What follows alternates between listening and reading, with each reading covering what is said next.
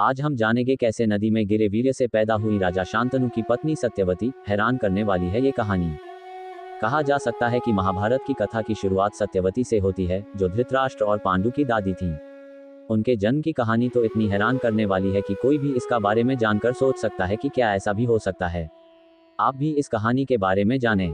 महाभारत की कहानी की शुरुआत जिस स्त्री से होती है वो सत्यवती हैं, जिन्हें देखकर हस्तिनापुर के राजा शांतनु मोहित हो जाते हैं।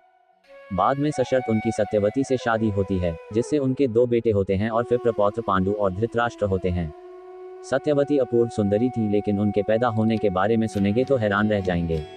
महाभारत में जब ऋषि व्यास के वैशंपायन इस कथा को कहते हैं तो इसकी शुरुआत इसी अजीबोगरीब तरीके के जन्म से होती है। आप भी जानिए ये कैसे हुई।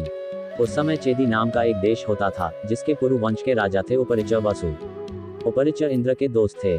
उनके विमान से आकाश का गमन किया करते थे, इसी वजह से उनका नाम उपरिचर पड़ गया। उपरिचर की राजधानी के करीब शुक्तिमत नाम की नदी थी। एक दिन राजा शिकार खेलने गया और अपनी रूपवती पत्नी गिरिका का स्मरण करने लगा। इससे वह कामासक्त हुआ। कथा कहती है, इससे उसका वीर्य स्खलित हो गया। उसने इसे एक बाज पक्षी को दिया और कहा कि इसे उसकी पत्नी तक पहुंचा दिया जाए। 31 साल बाद बन रहा ये दुर्लभ संयोग, कुछ अनहोनी होने की आशंका। क्या है इतिहास? हर किचन में रहने वाला वो देवता जो ऋषियों की बीवियों पर मुग्ध हुआ तो क्या हुआ? मौत के करीब आए तो पांडु ने अपने बेटों के सामने क्या शर्त रखी? पांडव थे हैरान। महाभारत कथा, अर्जुन ने किस मजबूरी में की नागन्या से शादी, फिर दी बेटे की बलि। वीर्य से नदी की मछली गर्भवती हो गई। जब बाज वहां से इसे लेकर उड़ा तो रास्ते में उस पर आक्रमण हो गया। नतीजतन ये वीर्य नदी में गिर गया। उस समय नदी में एक अप्सरा रहती थी, जिसका नाम अद्रिका था। वह ब्रह्मशाप के चलते मछली में बदल गई थी और नदी में ही अपना समय काट रही थी। उसने वह वीर्य ग्रहण कर लिया, जिससे वह गर्भवती हो गई। जब देवव्रत को ये मालूम हुआ कि उसके पिता सत्यवती से विवाह करना चाहते हैं, लेकिन इसमें अड़चन है, तो वह खुद मछुआरे के पास पहुंचे और पिता के लिए उनकी बेटी का हाथ ही नहीं मांगा, बल्कि भीष्म प्रतिज्ञा भी कर डाली। बाई राजा रवि वर्मा। मछली के गर्भ से मछुआरे को मिले एक लड़का और एक लड़की। 10वें महीने एक मछुआरे ने जाल फेंका और ये मोटी सी मछली उसके जाल में फंस गई। मछुआरे को उस मछली के पेट से एक नवजात लड़का और लड़की मिले, जिसको वह राजा के पास ले गया। तभी अप्सरा शाप से मुक्त होकर आकाशमार्ग में चली गई। राजा उपरिचर ने मछुआरे से कहा, ये कन्या अब तुम्हारी ही रहेगी। लड़के को उसने अपने बेटे की अपना लिया, जो बाद मत्स्य नाम का धार्मिक राजा हुआ। वो लड़की ही सत्यवती यानी मत्स्यगंधा थी। अब आप सोच रहे होंगे कि इस लड़की का क्या हुआ। ये लड़की जैसे जैसे बड़ी होती गई, वैसे वैसे बहुत खूबसूरत होती गई। लेकिन चूंकि वह मछुआरों के साथ उन्हीं की बस्ती में रहती थी, लिहाजा नाम मत्स्यगंधा पड़ा। वही सत्यवती थी। उसके देह ऐसी सुगंध निकलती थी कि दूर दूर तक उसका भान हो जाता था, इसलिए उसका एक नाम योजनगंधा भी था। इस तरह राजा शांतनु से सत्यवती की शादी हुई। एक दिन जब राजा शांतनु यमुना तट के करीब वन में थे तो उन्हें एक मोहक सुगंध का एहसास हुआ। जब उन्होंने सुगंध का पीछा किया तो ये एक रूपवती कन्या के पास जाकर खत्म हुई। वह सत्यवती थी। राजा के पूछने पर उन्होंने अपना परिचय देते हुए कहा, मैं धीवर जाति की कन्या हूँ। पिता के आदेशानुसार नाव चलाती हूँ। शांतनु इस कन्या पर इतना मोहित हो गए कि उसका हाथ मांगने उसके पिता दासराज के पास जा पहुंचे।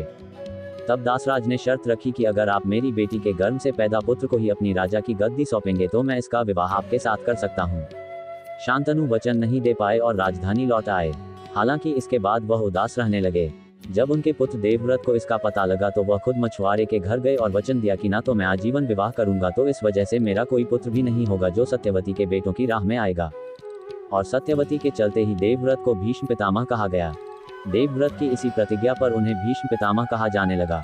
अब सत्यवती का विवाह राजा शांतनु से हुआ। फिर सत्यवती के 2 बेटे चित्रागंध और विचित्रवीर्य हुए। चित्रागंध की युद्ध में मृत्यु हो गई तो विचित्रवीर्य भी कुछ सालों बाद बीमारी से चल बसे। उनकी 2 रानियां थीं, अंबिका और अंबालिका। दोनों बहनें थीं। दोनों बहनों का नियोग महर्षि व्यास से कराया गया, जिससे फिर पांडु और धृतराष्ट्र ने बेटों के रूप में जन्म लिया। क्या है नियोग और इसको महर्षि व्यास ने क्यों किया? आप ये सोच रहे होंगे कि ये नियोग क्या होता है और इस नियोग को महर्षि व्यास से ही क्यों कराया गया। प्राचीन समय नियोग मनुस्मृति में पति द्वारा संतान उत्पन्न न होने पर या पति की अकाल मृत्यु की अवस्था में ऐसा उपाय था, जिसके अनुसार स्त्री अपने देवर अथवा समगोत्री से गर्भाधान करा सकती थी। अब ये सत्यवती ने महर्षि व्यास से क्यों कराया, ये भी जानते हैं। विचित्रवीर्य के बगैर किसी संतान के मृत्यु हो जाने पर सत्यवती ने जब अंबिका और अंबालिका का नियोग कराने की बात की तो उन्होंने व्यास को बुलाया। उसी समय उन्होंने भीष्म को बताया कि व्यास भी उनके बेटे हैं। इसके बारे में भी जानिए। सत्यवती के शरीर से पहले मछली जैसी गंध आती थी। मत्स्यगंधा नाव से लोगों को यमुना पार कराती थी। एक दिन ऋषि पाराशर वहां पहुंचे। ऋषि को यमुना पार जाना था। वे मत्स्यगंधा की नाव में बैठ गए। इसी दौरान उन्होंने सत्यवती से कहा कि वह उसके जन्म से परिचित हैं और उससे एक पुत्र की कामना करते हैं। और जब सत्यवती ने स्वीकृति दी तो कुछ समय बाद सत्यवती ने पाराशर ऋषि के पुत्र को जन्म दिया। जन्म लेते ही वह बड़ा हो गया। वह द्वैपायन नाम द्वीप पर तप करने चला गया। द्वीप पर तप करने और इनका रंग काला होने की वजह से वे कृष्ण द्वैपायन के नाम से प्रसिद्ध हुए। इन्होंने ही वेदों का संपादन किया और महाभारत ग्रंथ की रचना की। ऋषि पाराशर के वरदान से मत्स्यगंधा के शरीर से मछली की दुर्गंध खत्म हो गई। इसके बाद वह सत्यवती के नाम से प्रसिद्ध हुई और इस तरह ये वंश महाभारत की लड़ाई तक जा पहुंचा। पांडु के 5 बेटे थे जो पांडव कहलाए और धृतराष्ट्र के 100 पुत्र हुए जो कौरव कहलाए, लेकिन पांडव और कौरवों में कभी नहीं बनी। बाद में इन दोनों के बीच महाभारत का युद्ध हुआ। तो अब समझ गए होंगे कि किस तरह सत्यवती के जन्म के साथ महाभारत की कहानी की शुरुआत होती है।